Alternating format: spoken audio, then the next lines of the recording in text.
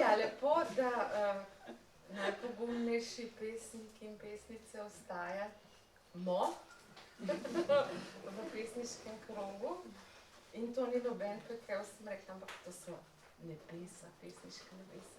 Tako da jaz vabim k branju vsakega tako kakšno pesem, za začetek po eno recimo, in čisto po svojem izboru lahko dobrodošlo zbornik, ampak če pa nimate zbornika, pa lahko tudi kaj drugega ali pa na pamet poveste, ker jaz vem, da kakšen tudi kaj zna na pamet, ne. Tako da se veselim vašega branja, ker bom lahko samo poslušala in uživala. No, kdo bo začel? Ponavadi smo zmeraj tam mlade pritunkali za začetek, ampak zdaj nam je Martina ušla. Kdo je zdaj najmlajši sploh? Lahko jaz to tvoji črki, ko ima nekajšo. Ja, no, evo, Martina bo prebrala pesem. Od mojih črke, ja. 6 let je imela, ko je napisala tole. Pesem v zraku. Pesem je šla v nebo in luna reče, kaj tako veselo teče? Račka pa reče, kaj je tu zgoraj na nebu? To ni podobno zvezdi, to je podobno črkam pesmi.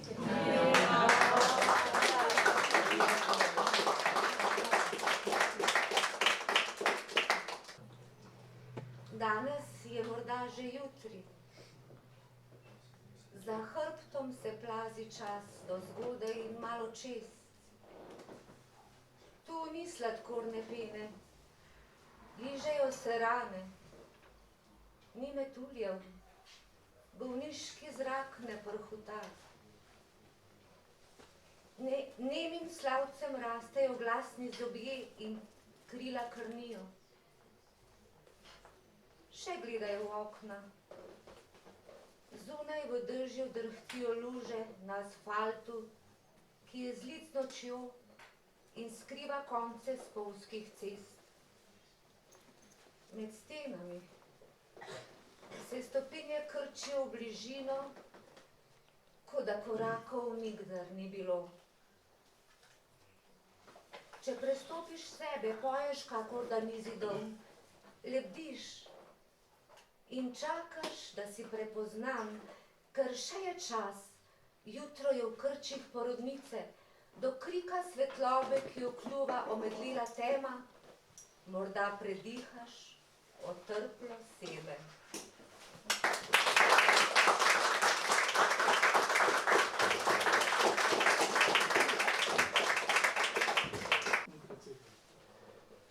Leče jutro cepajo kosminke. Lučaj samo imava do pomladi. Ko vrnejo se z juga ptic nomadi, spet postelne si zgibava popinke. Še malce bova morala strpeti, gor dolge gate past čez križ ledvice, pa kot stežak. Objemu vedenice se ne žerjavico v očeh povreti. Najbrž se skrka snežni metež, zelenje ne posrkam so velino.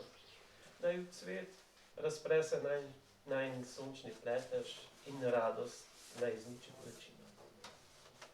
Drug drugemu zdaj čudežna fantazma, vsa mroča od orgazma do orgazma.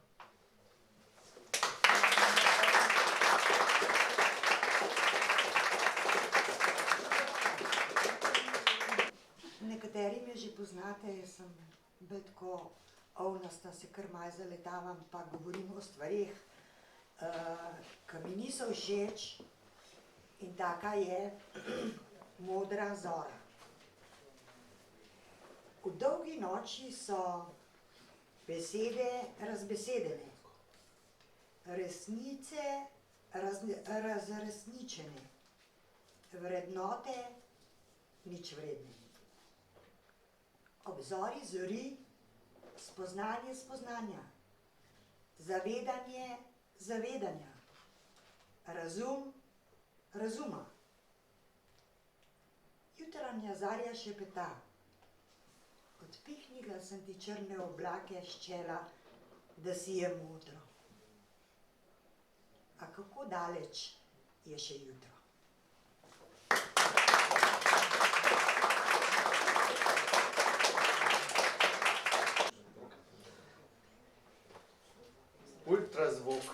ultrazvok narediva. Nežna glasba se vije iz tvojega telefona.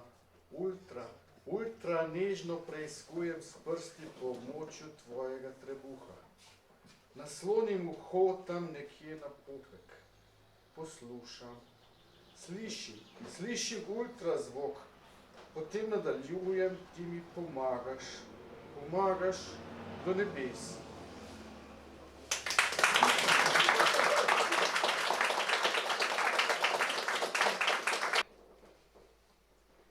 Ko ti veter piha v hrbet in je prisoten občutek, kot bi se te nekdo čisto narahlo dotikal, te božal. Odpihnil vse, kar se je kadarkoli usedlo nate in vate, kar te je začelo opredeljevati, ne da bi se tega zavedal. Začel si hlipati po suhem zraku, po želji, da bi uspel, čeprav še sam nisi točno vedel, v čem si dober. Občutek, kot da je mesto, na katerem stojiš, rob sveta in bi v primeru skoka zgrmel v neskončno praznino, ki je ne bi mogel nikoli zapolniti s svojimi pesmimi. Ko si obrnen z vetrom v isto smer in ko čutiš, da te prime za roko, se drgne ob tvoje telo in ti da peruti samo zato, da se v teh močnih sunkih ne bi počutil oslabljenega in samega. Ko se te prime, kot bi bil zadnji dolg v sobi s prostitutkami in ko ti po slani vodi pošlje potapljajoči se splav. Takrat veš, da nisi sam in da je svet, ki se ti zdi sovražen, naposled vendarle osmišljen z besedami, ki jih ne razumeš, jih pa zato mogoče razume nekdo drug.